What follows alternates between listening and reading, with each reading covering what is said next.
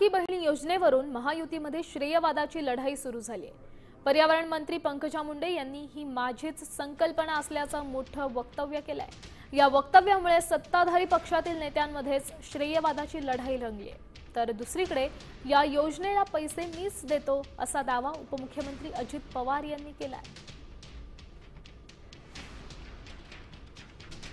लाडकी बहीण केलंय सरकारने, तर त्यामुळेच आम्ही मंत्री झालो ना। तुमच्यामुळे हे सरकार आलेलं आहे।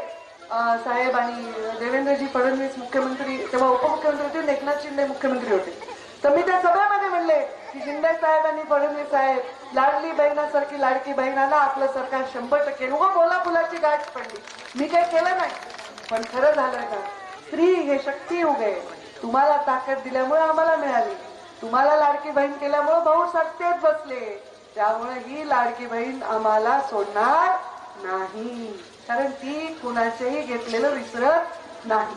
तुम्हाला माहिती आहे 25,000 कोटी रुपये दरवर्षी मला राज्य सरकारला ऊर्जा खात्याला द्यावे लागतात। माझ्या लाडक्या बहिणीच्या करता 45,000 कोटी रुपये आम्ही त्या चालल्यापासून बांधल्यापर्यंत लाडक्या बहिणीचा लाभार्थींना द्यायचं काम करत असतो। 70,000 कोटी या गोष्टीला जातात। बाकीच्या इतर योजना आहेत जवळपास 1 लाख कोटीच्या पुढे त्या रक्कमा जातात।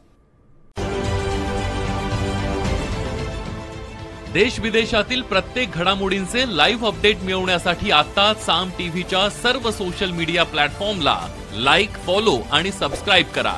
तसंच सर्व नोटिफिकेशनसाठी बेल आयकॉन प्रेस करायला विसरू नका।